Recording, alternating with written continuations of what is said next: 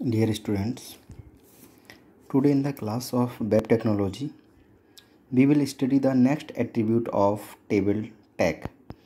Table tag की अगर हम बात करेंगे तब हम देखेंगे दो एट्रीब्यूट हम जानते हैं, जैसे सेल पैडिंग और सेल स्पेसिंग। टेबल जो है वो रो और कॉलम का कॉम्बिनेशन होता है, यानी कि उसमें सेल्स होते हैं।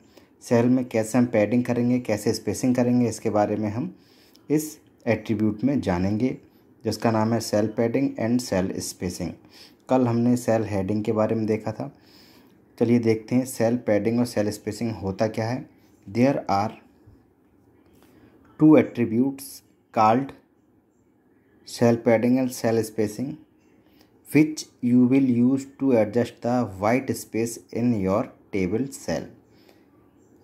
ये जो दो एट्रीब्यूट हैं जिन्हें हम सेल पैडिंग और सेल स्पेसिंग कहते हैं, उनका यूज़ हम टेबल के सेल के अंदर जो वाइट स्पेस है, यानी कि जो बिना टेक्स्ट का जगह है, टेक्स्ट के ऊपर की जगह, दाएं की जगह, बाएं की जगह, ठीक है, नीचे की जगह, ये टेक्स्ट के चारों तरफ का वाइट स्पेस है, उसे एडजस्ट करने के लिए हम इसका यूज़ करते हैं।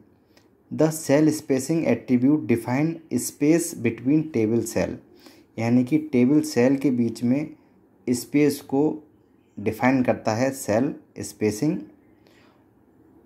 और while cell padding in represents the distance between cell border and the content within a cell.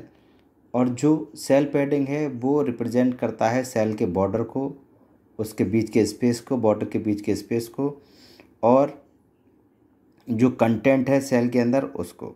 ठीक है, समझ में आ गया। जो सेल स्पेसिंग है वो सेल के टेबल के अंदर जो सेल होते हैं उनके बीच में स्पेस को डिफाइन करता है, और सेल पैडिंग सेल के बॉर्डर के बीच का स्पेस और डिस्टेंस या स्पेस और कंटेंट सेल के अंदर जो होते हैं उनको डिफाइन करता है। एग्जाम्पल देखते हैं किस तरीके से हम सेल पैडिंग और सेल स्पेसिंग का यूज़ करेंगे, उसकी कोडिंग देखते हैं।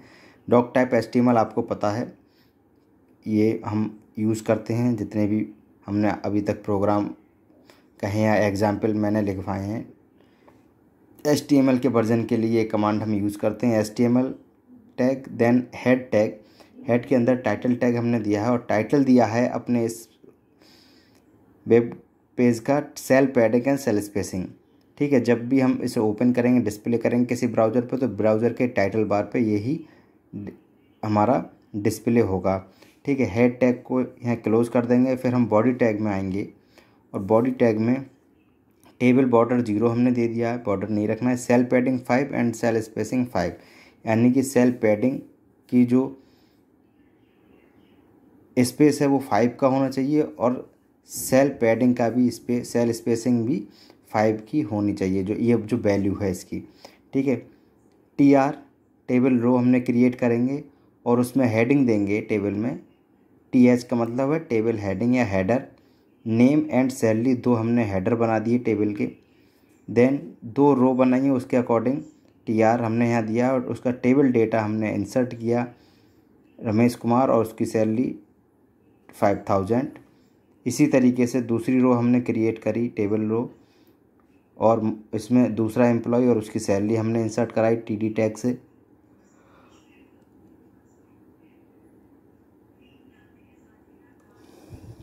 Then table tag, body tag और HTML टैग को क्लोज कर दिया। ये एग्जाम्पल देखिए, और यहाँ ये एरिया ज़रा ध्यान से समझिएगा। ये यहाँ पर हमने क्या किया, ये चीज़ है इसमें मेन। ठीक है, यानी सेल पैडिंग और सेल स्पेसिंग दोनों को बराबर हमने, ठीक है, स्पेस दिया है, बराबर वैल्यू दी है। अब उसके बाद हम इसका आउटपुट देखेंगे, तो this will produce the following result. इस तरीके से cell padding and cell spacing, जो कि हमारा टाइटल था, दोनों को बराबर हमने वैल्यू दी है। ये जो स्पेस है वो सेल के, और ये बॉर्डर के बीच की डिस्टेंस, इन दोनों बॉर्डर के बीच का डिस्टेंस, ये चीज़ें हमारी सारी बराबर होंगी यहाँ पर, क्योंकि दोनों की वैल्यू हमने बराबर दी है। तो इसी को इंडिकेट करता है हमारा सेल पैडिंग और सेल स्पेसिंग। क्लियर, इस तरीके का हमें कोई भी टेबल जनरेट करनी हो तो हम इस सेल स्पेसिंग और सेल पैडिंग टैग से हम उसको जो वाइट एरिया है उसको एडजस्ट कर सकते हैं किसी भी टेबल का। वाइट एरिया मतलब जो लिखा हुआ उस एरिया को छोड़कर जितना ये एरिया ये एरिया ये एरिया ये सब वाइट एरिया कहलाता है। तो सेल पैडिंग और सेल स्पेसिंग में हम इसी को एडजस्ट करते हैं। क्लियर, समझ में आ गया। अब हम नेक्स्ट एट्रीब्यूट की बात करते हैं टेबल टैग के, that is colspan and rowspan. यानी कि जब हम कॉलम को मर्ज करते हैं वो कॉल स्पैन कहलाती है और रो को मर्ज करते हैं तो वो रो स्पैन कहलाती है। ठीक है, ये दोनों एट्रीब्यूट हमारे मर्जिंग का काम करते हैं किसी भी टेबल में, चाहे हमें रो को मर्ज करना हो चाहे कॉलम को मर्ज करना हो, तो इन्हीं का हम यूज़ करेंगे टेबल के अंदर। ठीक है,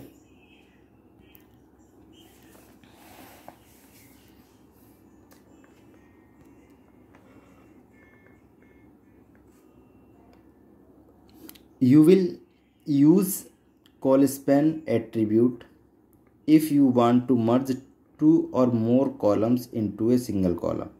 जब दो या दो से ज़्यादा कॉलम्स को एक सिंगल कॉलम में मर्ज करना हो तब हम कॉल स्पैन एट्रीब्यूट का यूज़ करते हैं। ठीक है, ये जो एट्रीब्यूट है कॉल स्पैन एट्रीब्यूट, इसका हम यूज़ करेंगे। ठीक है, अंडरलाइन में कर दे रहा हूँ, इसको यूज़ करेंगे जब हमें दो या दो से ज़्यादा कॉलम को एक कॉलम में मर्ज करना हो, सिंगल कॉलम में। इसी तरीके से similar way you will use rowspan if you want to merge two और मोर रोज। और उसी तरीके से जब दो या दो से ज़्यादा रो को एक साथ मर्ज करना होगा एक रो में, तब हम रो स्पैन एट्रीब्यूट का यूज़ करेंगे। जैसे मान लीजिए ये है हमारे पास, ठीक है, ये कॉलम है और ये रो है। अगर इन दोनों कॉलम को एक ही में मर्ज करना हो इसमें, तब हम कॉल स्पैन का यूज़ करेंगे। और ये रो दोनों को एक ही मर्ज करना हो, दो की जगह एक रो हो जाएगी, तो हम रो स्पैन का यूज़ करेंगे। तो ये दोनों एट्रीब्यूट्स बताते हैं। ठीक है, कि जब हमें कॉलम को मर्ज करना हो तो कॉल स्पैन और रो को मर्ज करना हो तो रो स्पैन का यूज़ हम करेंगे। क्लियर, इसका एग्जाम्पल देखते हैं, थोड़ा ध्यान से देखिएगा इसके एग्जाम्पल को। डॉक टाइप टाइटल तक तो वो सेम है जैसा मैं पहले भी करता हूँ, या जो हमारा फॉर्मेट है उसके अकॉर्डिंग। Doctype HTML tag, opening HTML tag, then opening head tag, title tag opening, then title provide the title of web browser. यहाँ वेब ब्राउज़र पर डिस्प्ले होने वाले टाइटल को हमने प्रोवाइड किया है और टाइटल टैग को क्लोज कर दिया है। देन उसके बाद हेड टैग को भी हमने क्लोज कर दिया, यानी कि टाइटल हमारा कंप्लीट हो गया हेड टैग क्लोज होने के बाद। फिर हम बॉडी टैग में आ जाएंगे, यानी पेज की जो बॉडी है वो किस तरीके से क्रिएट होगी उसके बारे में बात करेंगे। तो टेबल टैग हमने दिया, टेबल क्रिएट करना चाह रहे हैं इसलिए टेबल टैग दिया है। ठीक है, टीआर यानी टेबल रो को इंसर्ट करेंगे। रो में जो हमें हेडिंग बनाने हैं, टेबल हेडिंग, सबसे पहला हेडिंग बनाना है कॉलम 1। तो टीएच से हम इसमें ओपनिंग टैग और क्लोजिंग टैग के बीच में जिस चीज़ को हेडिंग बनाना है, जिस टेक्स्ट को, उस टैग को लिखेंगे। तो इसी तरीके से मैंने यहाँ तीनों टैग टीएच के बिटवीन ही लिखे हैं। कॉलम 1 जो कि हमारा हेडिंग है, कॉलम 2 भी हेडिंग है और कॉलम 3 भी हमारा हेडिंग है। और देन टीआर टैग को क्लोज कर देंगे, यानी कि हेडिंग वाली जो रो है वो यहाँ हमारी कंप्लीट हो जाती है। ठीक है, यहाँ पर उसके बाद टीआर टैग, यानी कि ये तो हेडिंग क्रिएट हो गए, अभी रो स्पैन और कॉलम स्पैन की तो बात ही नहीं आई है। ठीक है, अब टीआर टैग यानी कि नेक्स्ट टेबल की रो में हम पहुँचेंगे तो वहाँ हम ये कहेंगे कि हमें क्या करना है, रो स्पैन, यानी उस दोनों रो को एक ही में मर्ज करना है। ठीक है, एक में मर्ज करना है दोनों रो को। कहाँ तक मर्ज करना है, केवल रो 1 सेल 1, यानी पहले कॉलम को, 3 कॉलम दिए पहले कॉलम को, बाकी तीनों कॉलम को नहीं करना, केवल पहले कॉलम को करना है। तो पहले कॉलम में हम रो स्पैन 2, यानी जो उसका साइज है 2, यानी कि 2 को 1 में कवर करना, 2 का मतलब 2 को 1।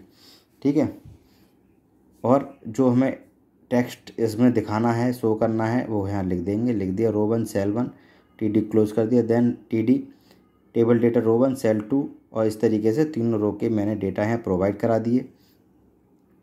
क्लियर। अब टीआर टैग को क्लोज कर दिया, यानी कि एक रो हमारी कंप्लीट हो गई। सेकंड रो, पहली रो ये हेडिंग वाली हो गई थी, ठीक है, टेबल की तीनों हेडिंग आ जाएंगे उसमें। दूसरी रो ये होगी जिसमें हमारी जो रो स्पेन यानी 2, यानी पहली जो 2 रो हैं को पहले कॉलम की, वो दोनों मर्ज होकर एक बन जाएंगे, सिंगल बन जाएंगे और उसमें ये डिस्प्ले होगा रो 1 सेल 1। देन दूसरी रो का डेटा, तीसरी रो का डेटा, ये दूसरी रो कंप्लीट हो गई, ठीक है। अब तीसरी रो पर आते हैं, थर्ड रो पर। तो टेबल रो को इंसर्ट किया और तीसरी रो का जो डेटा है रो 2 सेल 2, रो 2 सेल 3, ठीक है, और टीआर टैग को क्लोज कर दिया। क्लियर। फिर हमने यहाँ क्या किया, तीसरी जब रो बनाई तो उससे पहले हमने एक चीज़, तीसरी रो बिल्कुल मर्ज कर दी, टोटल कॉलम हमने मर्ज कर दिए। पहले रो मर्ज की थी, अब कॉलम मर्ज किए हैं। तो टी डी कॉल स्पेन 3, यानी तीनों कॉलम हैं उन्हें मर्ज करके एक में कर दिया है। 3 लिखा है, 3 कॉलम थे हमारे 1 2 3, तो 3 इसलिए यहाँ 3 दिया गया है। 3 को मर्ज करके सिंगल में करना है। और रो 3 सेल 1 ये हमने उसका टाइटल दे दिया, या जो भी हम टेक्स्ट उसमें लिखना चाहते हैं, कंटेंट लिखना चाहते हैं वो दे दिया। Then TR tag, table tag, body tag को क्लोज कर दिया। क्लोज करने के बाद जो हमारा रिजल्ट आया वो क्या आया, जब हम इसे परफॉर्म करेंगे, प्रोसेस करेंगे, तब ये तो हेडिंग हो गया हमारा। कॉलम 1 कॉलम 2 कॉलम 3 ये यहाँ से आया, इनमें तो कोई चेंजेस है नहीं। फिर हमने रो को मर्ज किया है, एक पहली कॉलम की रो को, तो पहली कॉलम की 2 रो को मर्ज किया था, तो 2 हमने दिया है यहाँ पर, देखिए 2 दिया है। और यहाँ 2 रो, ये जो वाली रो थी ये दोनों मर्ज होकर एक हो गई। इसी तरीके से बाकी जो कंटेंट थे वो आ गए हमारे। और फिर हमने थर्ड कॉलम को इस तरीके से कॉल स्पेन थर्ड रो, इसे हमने तीनों कॉलम 1 2 3 इनको मर्ज किया और एक इसको रो बना दिया, ठीक है। इस तरीके से ये हमारे कॉलम स्पेन और रो स्पेन वर्क करते हैं। आज के वीडियो लेक्चर में स्टूडेंट इतना ही। Okay, thank you.